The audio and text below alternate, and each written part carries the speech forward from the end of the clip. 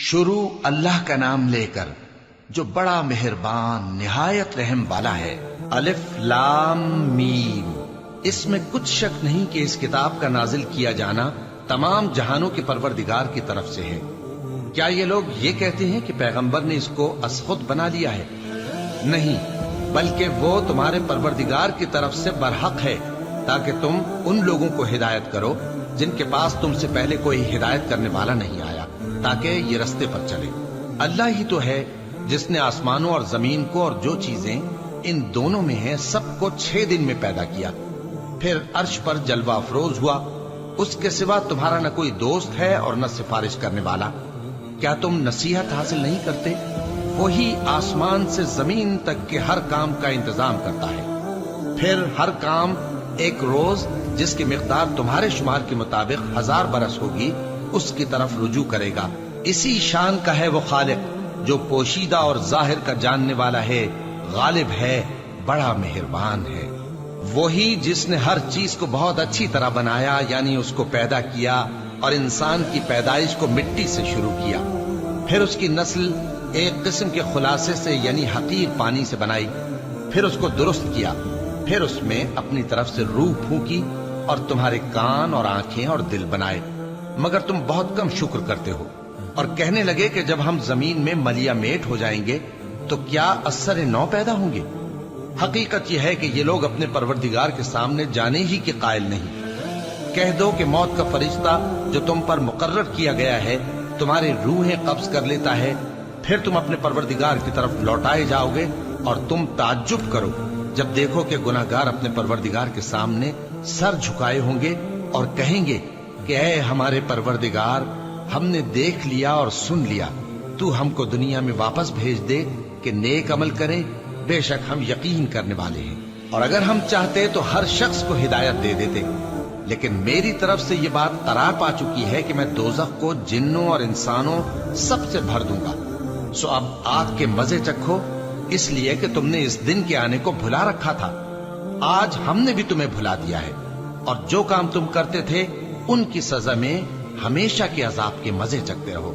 ہماری آیتوں پر تو وہی لوگ ایمان لاتے ہیں کہ جب ان کو ان کے ذریعے نصیحت کی جاتی ہے تو سجدے میں گر پڑتے اور اپنے پروردگار کی تعریف کے ساتھ تسبیح کرتے ہیں اور غرور نہیں کرتے۔ ان کے پہلو بچھونوں سے الگ رہتے ہیں، اس حال میں کہ وہ اپنے پروردگار کو خوف اور امید سے پکارتے اور جو کچھ ہم نے ان کو دیا ہے اس میں سے خرچ کرتے ہیں۔ سو کوئی شخص نہیں جانتا کہ ان کے لیے کیسی آنکھوں کی ٹھنڈک چھپا کر رکھی گئی ہے، یہ ان اعمال کا صلہ ہے جو وہ کرتے تھے۔ بھلا جو مومن ہو وہ اس شخص کی طرح ہو سکتا ہے جو نافرمان ہو؟ دونوں برابر نہیں ہو سکتے۔ جو لوگ ایمان لائے اور نیک عمل کرتے رہے ان کے رہنے کے لیے باغ ہیں، یہ مہمانی ان کاموں کی جزا ہے جو وہ کرتے تھے، اور جنہوں نے نافرمانی کی ان کے رہنے کے لیے دوزخ ہے۔ جب چاہیں گے کہ اس میں سے نکل جائیں تو اس میں لوٹا دیے جائیں گے، اور ان سے کہا جائے گا کہ جس دوزخ کے عذاب کو تم جھوٹ سمجھتے تھے اس کے مزے چکھو، اور ہم ان کو قیامت کے بڑے عذاب سے پہلے دنیا کے عذاب کا بھی مزہ چکھائیں گے، شاید وہ ہماری طرف لوٹ آئیں۔ اور اس شخص سے بڑھ کر ظالم کون جس کو اس کے پروردگار کی آیتوں سے نصیحت کی جائے تو وہ ان سے منہ پھیر لے۔ ہم گناہگاروں سے ضرور بدلہ لینے والے ہیں، اور ہم نے موسیٰ کو کتاب دی تو تم ان سے ملاقات ہونے سے متعلق شک میں نہ ہونا، اور ہم نے اس کتاب کو بنی اسرائیل کے لیے ذریعہ ہدایت بنایا تھا، اور ان میں سے ہم نے پیشوا بنائے تھے جو ہمارے حکم سے ہدایت کیا کرتے تھے، جبکہ وہ صبر بھی کرتے تھے اور وہ ہماری آیتوں پر یقین رکھتے تھے۔ بلا شبہ تمہارا پروردگار ہی ان میں جن باتوں میں وہ اختلاف کرتے تھے قیامت کے روز فیصلہ کر دے گا۔ کیا ان کو اس امر سے ہدایت نہ ہوئی کہ ہم نے ان سے پہلے بہت سی امتوں کو جن کے رہنے کے مقامات میں یہ لوگ چلتے پھرتے ہیں ہلاک کر دیا؟ بے شک اس میں نشانیاں ہیں، تو یہ سنتے کیوں نہیں؟ کیا انہوں نے نہیں دیکھا کہ ہم بنجر زمین کی طرف پانی رواں کرتے ہیں، پھر اس سے کھیتی پیدا کرتے ہیں جس میں سے ان کے چوپائے بھی کھاتے ہیں اور یہ خود بھی کھاتے ہیں؟ تو یہ دیکھتے کیوں نہیں؟ اور کہتے ہیں اگر تم سچے ہو تو یہ فیصلہ کب ہوگا؟